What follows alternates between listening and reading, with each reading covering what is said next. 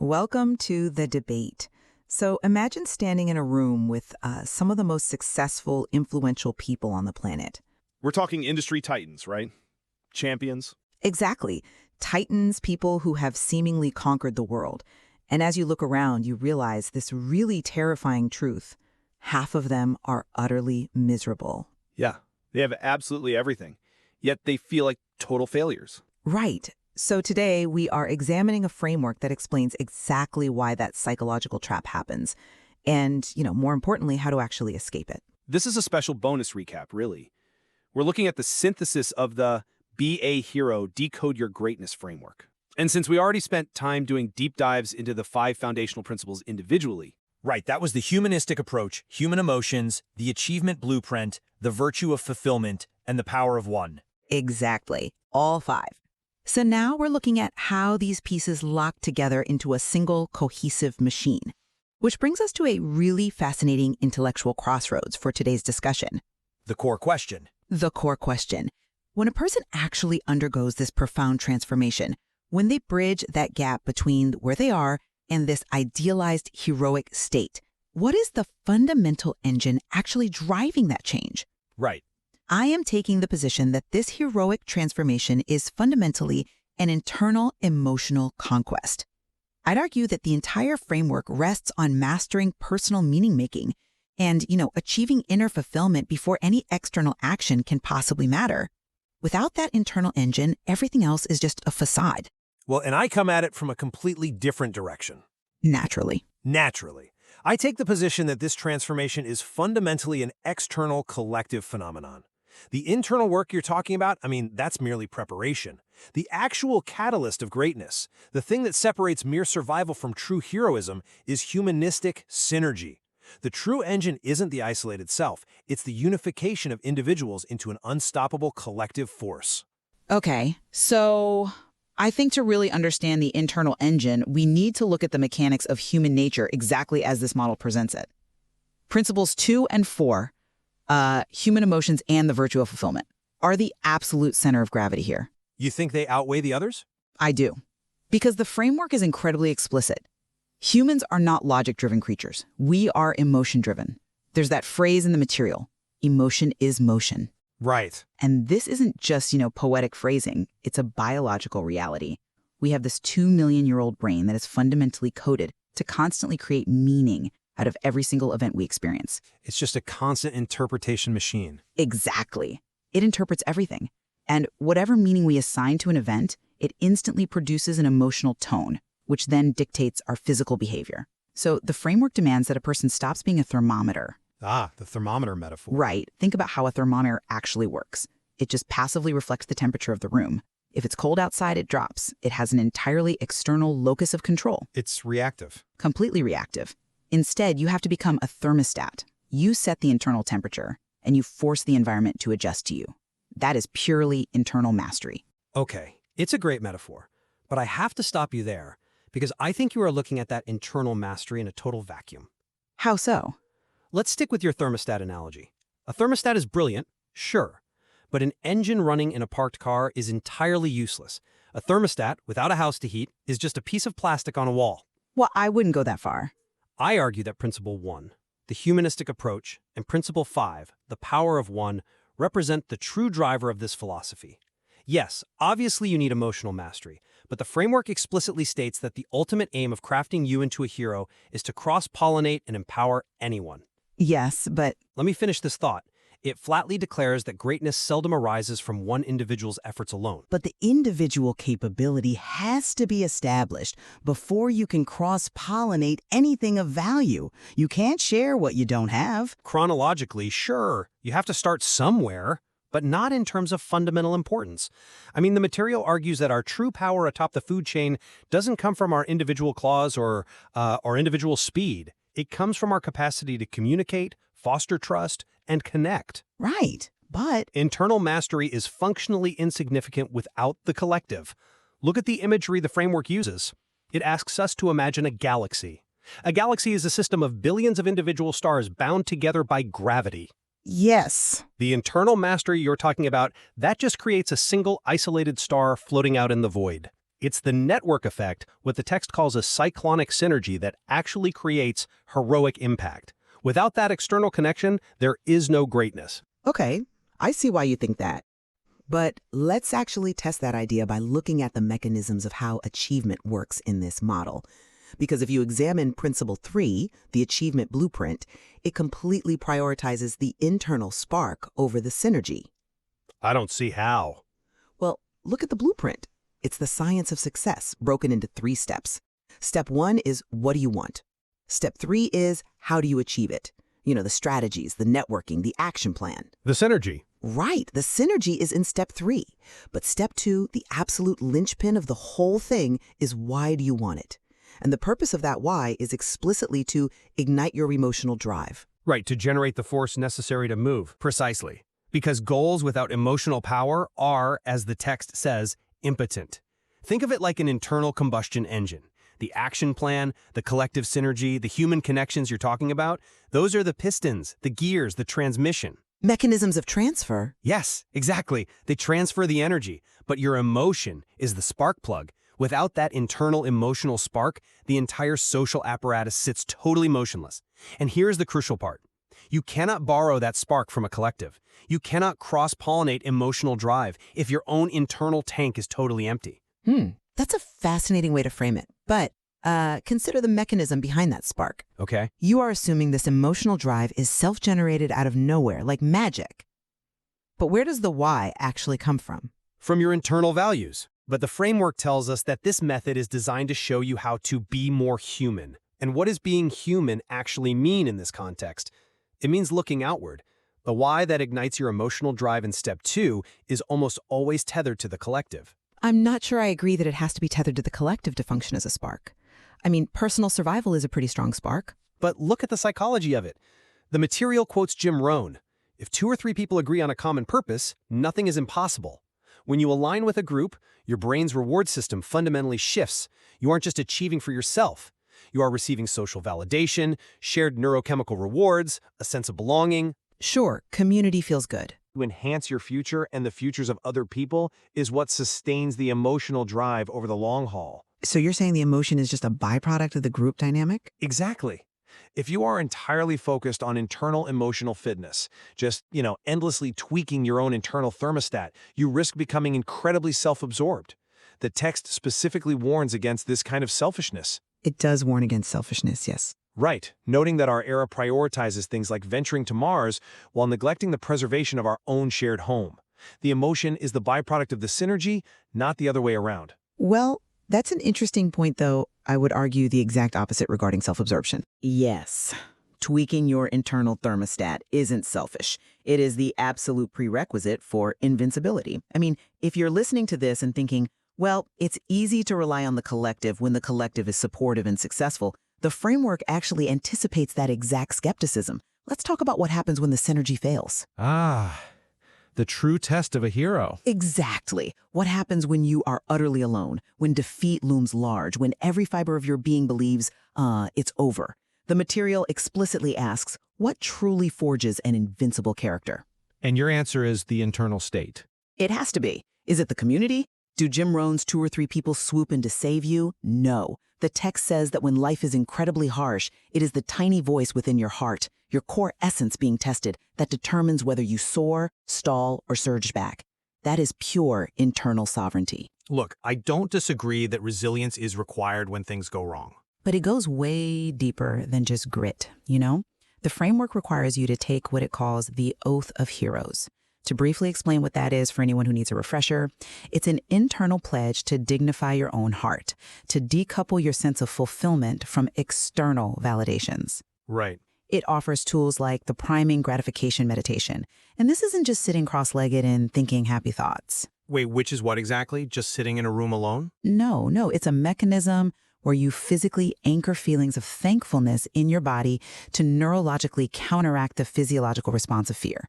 So if your locus of control is external, if your drive relies on a shared purpose, what happens when those people leave or betray you? The synergy breaks. True invincibility requires you to master your own internal chemistry completely independently. I can see that internal resilience is vital for survival. But, and this is a big but, Survival is not the same as greatness. They're on the same continuum. No, I think you are misunderstanding the physics of greatness presented in Principle 5. Let's look at the metaphor of the water drop used in the text. A single water drop weighs 0.05 grams. It is 20 times lighter than an ant. Right. Emphasizing how incredibly small and vulnerable we are as individuals. Emphasizing how functionally powerless a single unit is in isolation. By itself, its internal invincibility, its perfectly calibrated internal thermostat, means absolutely nothing against the friction of the world. That's a bit harsh. Think of it like building a perfectly optimized smartphone. It has the best processor, a flawless battery, an incredible screen. That's your internally mastered hero. But if it has no cell network to connect to, it's a very expensive paperweight. It's insignificant. But it still functions internally. It processes information. But it doesn't achieve its purpose. The text explains that when those innocent, 0.05-gram elements unite, they form a cascading waterfall, a vast ocean, or a raging cyclone. They become the most powerful, unstoppable forces on our planet. The power isn't in the drop. The power is in the bond. Okay, but Let me give you another quote. Alexander the Great is quoted here. Remember, upon the conduct of each depends the fate of all. The locus of control must expand beyond the self to be considered heroic under this framework. If you're only optimizing your internal emotional state, you are just a 0.05-gram drop evaporating on the pavement. The true engine of the heroic transformation is realizing your fate is intertwined with everyone else's. I'm just not convinced by that line of reasoning, because you are flat out ignoring the actual title of the principle you are heavily leaning on. The power of one. Yes, it is called the power of one. It is not called the power of many, or the power of the ocean, or the power of the cyclone. It's the power of one. And the text explicitly states that the entire universe is governed by the combination of small numbers, and that the number one is the source of all subsequent numbers and the most powerful to initiate any event. It initiates the event, yes, but the initiation isn't the entirety of the phenomenon. But without it, the phenomenon cannot exist at all. Think about splitting an atom. It takes one incredibly small, isolated event to produce a massive nuclear chain reaction. The material implores the reader, you count as one, so never, ever, ever again underestimate your power. The entire philosophy rests on the individual taking absolute responsibility for rewriting their own internal scripts. To initiate change, to transition from attributing blame to external forces, to taking radical ownership of their life, that has to happen alone. I have to push back there, because I think you are isolating the power of one from its immediate context in the book. Yes, the principle is named after the individual unit, obviously, but the text immediately pairs the power of the individual with the power of the group. In what way? Let me counter your atom analogy with a direct quote from the material. The Japanese writer Ryunosuke Satoru is cited saying, individually, we are one drop. Together, we are an ocean. You're jumping straight to the ocean again. Because the ocean is the humanistic mandate, the material explicitly tells the reader, remember, you are not alone. Let our BEA hero community kindle your feelings and values. The importance of the one is merely that it is the necessary starting point. It's the engine. No, it's the starter motor. If not now, when? If not you, who? You have to be the first drop. But the destination, the actual transformation into a legend, happens because you are crafting a community. You are becoming an incredible human being working with other people. If you just focus on your internal emotional mastery, you are missing the entire point of the first principle. Well, let's examine that humanistic mandate, though. You talk about the destination being the community and becoming an incredible human being for others. But how does one actually interact effectively with that community? By connecting. By sharing goals. But the material points out a brilliant psychological trap here. Many people fail to achieve their desired results despite having all the right strategies. They know what they want. They know how to network, they have the external connections, but they fail because of self-doubt and internal self-sabotage. Sure, internal friction slows them down. I'm not denying that. It doesn't just slow them down, it destroys the whole endeavor. You cannot effectively participate in an ocean if your internal chemistry is toxic. If you bring unexamined fears and, limiting beliefs into a group, you just poison the synergy. That's a bit dramatic. It's true. That's why the framework insists that reshaping your internal beliefs, transforming fearful impulses into competent habits, must precede everything else. The architecture of this system is fundamentally an architecture of the self. I agree that it must precede it, But preparation is not the engine. To go back to your earlier analogy, pouring gas into a car precedes driving, but the gas isn't the destination. The drive itself, the movement through the world, is the point. But if we look at the virtual fulfillment, the fourth principle, we see exactly why the internal mastery is the actual destination, not just the gas. How so? Let's go back to that room full of miserable billionaires I mentioned at the very start of our discussion. The framework specifically points out that the wealthiest, most profoundly successful people in the world often struggle with unhappiness. Yeah, the arrival fallacy. Exactly. Their external collective synergy didn't save them. They achieved their what and their how, but they failed to honor their own hearts. They didn't take the oath of heroes. That's a fair point about the misery of pure external achievement. I'll give you that. Because if you don't do the internal work of deciding what actually brings you joy, your brain experiences that arrival fallacy. You hit the major goal, the dopamine spikes, and then it instantly crashes. It leaves you completely hollow because your internal baseline never actually changed. Right. That is why Tony Robbins is cited saying, success without fulfillment is the ultimate failure. The internal emotional state is the ultimate arbiter of whether you are a hero or a tragedy. Look, I agree with the text's assessment of why those externally successful people are miserable. But I would argue they are miserable precisely because they built an architecture of the self that excluded the architecture of humanity. Ooh, interesting. Think about it. They achieved their external goals without a humanistic why. They forgot principle 1.